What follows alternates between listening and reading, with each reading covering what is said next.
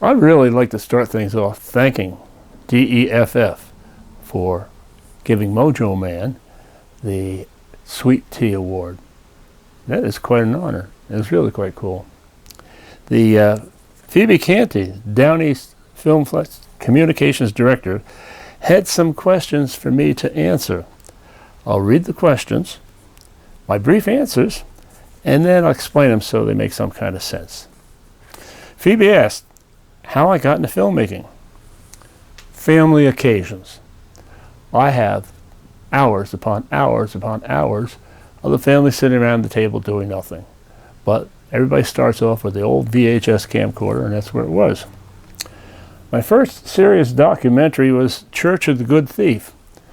My father-in-law was a prison guard in the notorious Dannemora prison, and he told me about the church up there.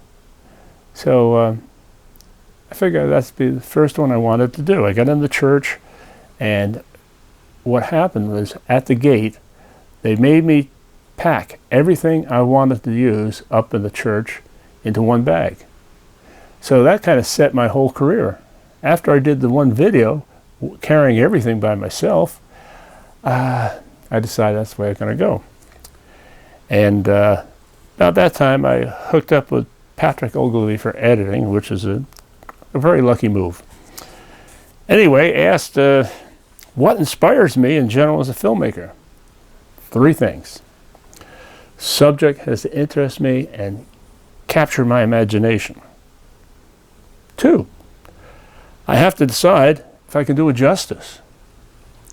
And 3, finally, I have to ask if my documentary will make someone else sit and watch and enjoy it. There you go. What type of stories would I like to represent? What would I like to represent? I never have to look for subjects because they find me. Here are some examples. Ground Zero Goldsboro, where they dropped 2 H-bombs in a field north of here.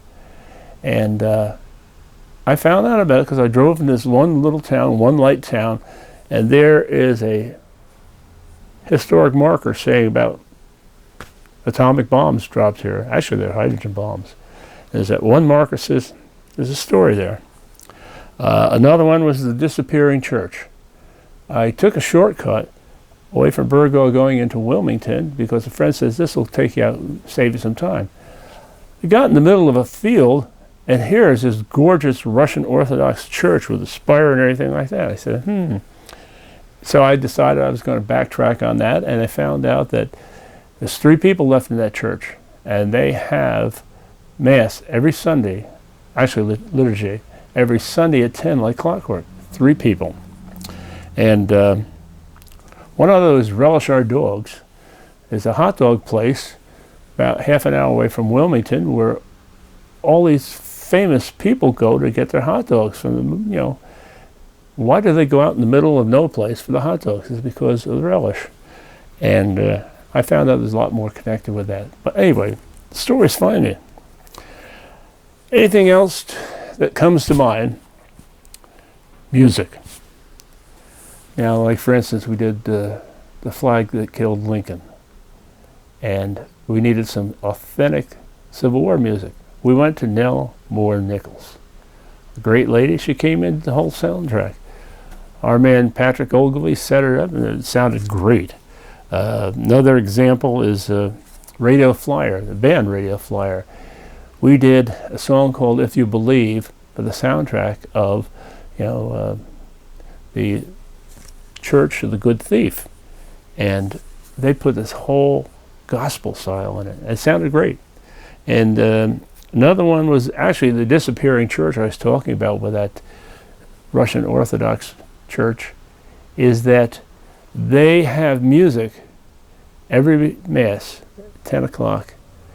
The music is from a cassette tape from 1974, the last time they had a full church choir in there. So, of course, I had to use that music for the church. And last but not least, what inspired me to make Mojo Man? Well, Mojo and I have been friends for decades, and I'm familiar with his music and style. So a little while back, he started hounding me, saying, you know, when are you going to do a documentary? When are you going to do a documentary?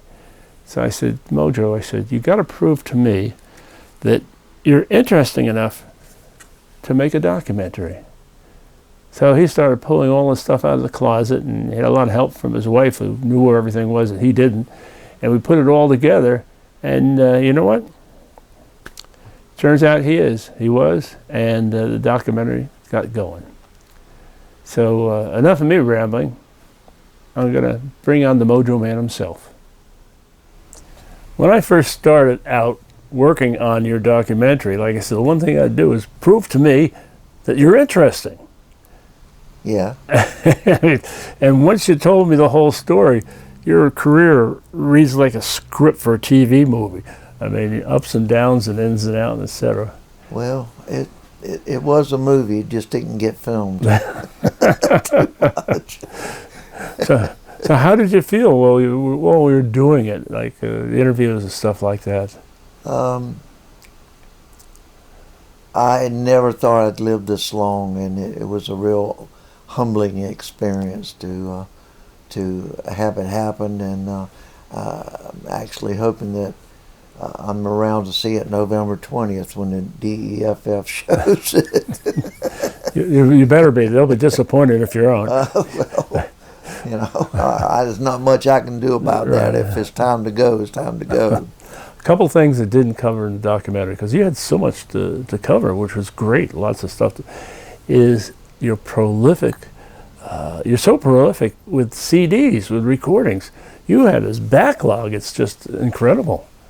I have a couple hundred songs. I think I've released over 20 CDs in my career, and some of them are bootleg. Most of them are bona fide, though, releases. The last one you did, New Gratitudes, you had a stellar lineup of studio musicians. Well, those guys are all still down there playing. I was real fortunate that an old friend of mine who used to work for the New Orleans Jazz and Heritage Fest, I used to ride all these people around, these big stars, when they'd play there.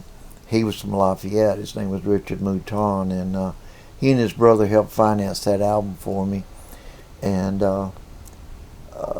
hooked it up with Jerry Lejeune, the guy who had Evangeline Studios there in Lafayette, to have some of the players that played on Paul Simon's Graceland album. And so some of those guys played with me. I can't remember all their names, but the sax player, Pat Barreau, he played with Fats Domino for 35, 40 years. Wow. A lot of all his big hits. And I was real stoked to have him on the album. And I've always enjoyed working with sax men, but he was stellar.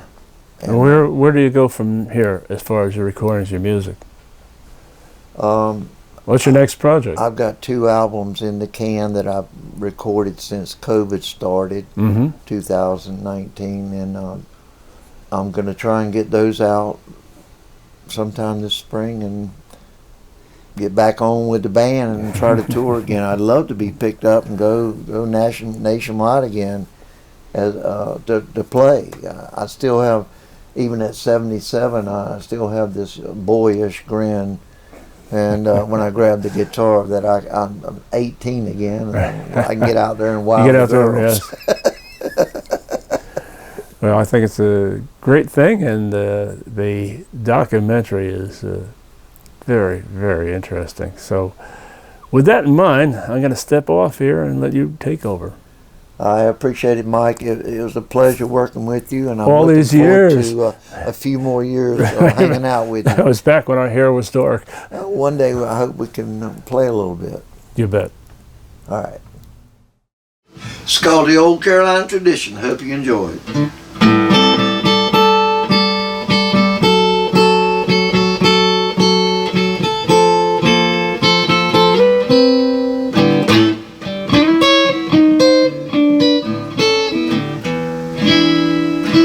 Well, I was born up in 1944 during the World War with no was number 2 to a mama so fine, and the father sang and played them low down dirty blues.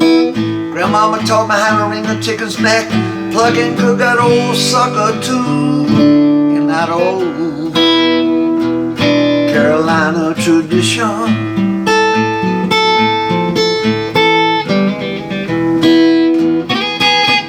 Born in Cabarrus Street in Harrington, by that old Seaboard Rebel Station. I learned to play the blues at an early age. Now I played them all over this nation. I sit and wait for my friends after school. They be headed down for the occasion. They just smile with no teeth in that old Carolina tradition. Here comes all the good stuff now. Black eyed peas with stricken meat, mustard and collard greens, deviled eggs, potato salad, smoke-cured ham, lean and mean, corn on the cobs, grits, chitlins, southern fried chicken, barbecue and butter beans, iced tea and lemonade, homemade ice cream in the shade, in that old Carolina tradition. And the Carolina tradition, what I'm talking about now, y'all.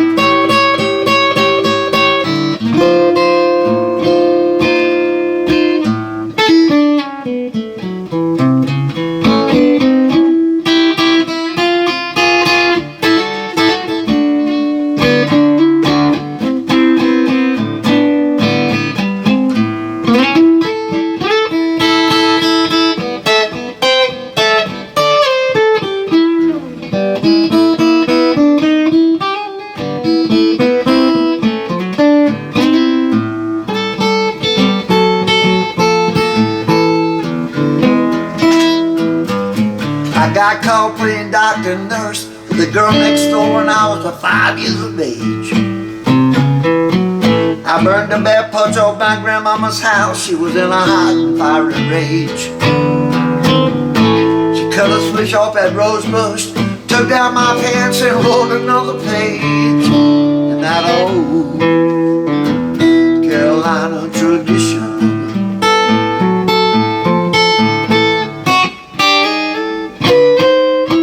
Black-eyed peas with shrinking meat, mustard and collard greens, deviled eggs, potato salad, smoke-cured ham, lean and mean, corn on the cobs, grits, chitlins, southern fried chicken, barbecue and butter beans, iced tea and lemonade, homemade ice cream in the shade, in that old Carolina tradition.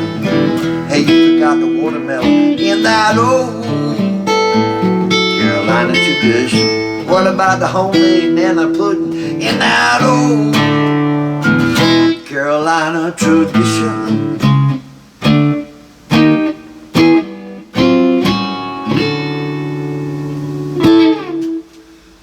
The Carolina tradition. Hope you enjoyed it.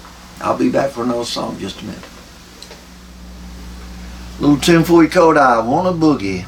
It's early in the daytime, and I'm usually not playing this time of day, but I hope you enjoyed it anyway. Go something like this.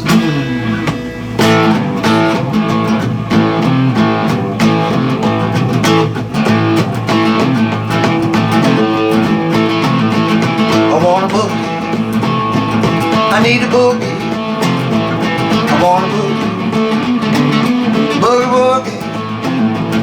Come on, boogie, baby, till the break of day. I wanna shake it, I wanna break it, I wanna shake it, I wanna break it. Come on, boogie, baby, till the cows come home. Boogie so fine, all the time, mine, oh mine.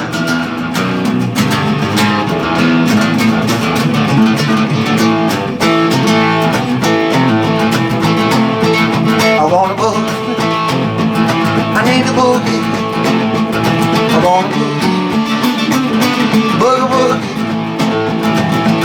boogie, baby, till the break of day.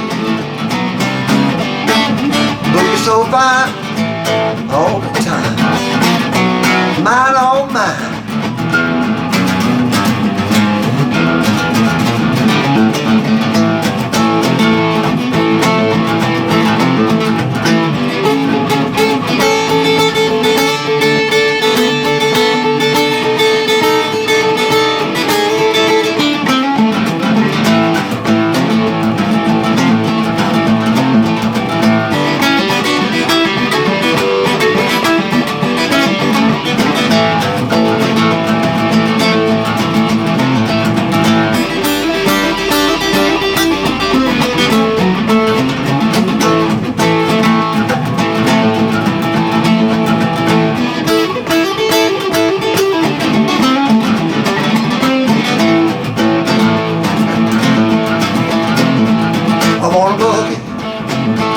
I need a boogie, I want a boogie, boogie woogie. Come on boogie baby, till the break of day. Come on boogie baby, that's what I say. Come on boogie baby, till the break of day.